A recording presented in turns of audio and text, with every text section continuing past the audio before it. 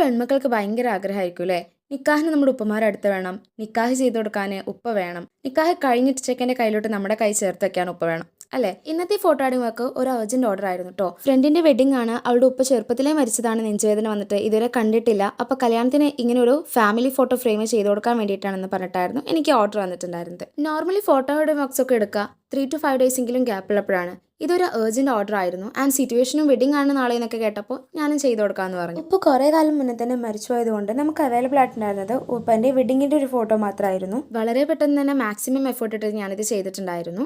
അപ്പോൾ ഇനി gift കിട്ടിയാലുള്ള reaction video കണ്ടാലോ? ആൾ അത്രയും ആഗ്രഹിച്ച ഒരു പ്രസൻസ് ഒരു ഫോട്ടോ ഫ്രെയിം ആയിട്ടാണെങ്കിലും കാണാൻ പറ്റിയപ്പോൾ ആൾ കണ്ണൊക്കെ നിറഞ്ഞു പോയി കേട്ടോ. ആൻഡ് ഇങ്ങനെ ഒരു ഗിഫ്റ്റ് കൊടുക്കാൻ തോന്നിയ ആ മനസ്സിലുള്ള ഫ്രണ്ട്സിന് കിട്ടിയതിന് ആ പെൺകുട്ടിയും ഭാഗ്യവതിയാണ് കേട്ടോ. And also I M so happy. ആ കുട്ടി എനിക്ക് മെസ്സേജ് അയച്ചിട്ടുണ്ടായിരുന്നു ഫ്രെയിമൊക്കെ ഒരുപാട് ഇഷ്ടമായി എന്ന് പറഞ്ഞിട്ട്. ഈ ഒരു വീഡിയോ കണ്ടിട്ട് നിങ്ങൾക്ക് എന്താ തോന്നിയെന്ന് കമൻറ്റ് ചെയ്യണേ. അതുപോലെ തന്നെ നിങ്ങളുടെ പ്രിയപ്പെട്ടവർക്ക് ആർക്കെങ്കിലും ഇങ്ങനെ ഒരു gift കൊടുക്കണമെന്നുണ്ടെങ്കിൽ DM@hygiene art or comment below.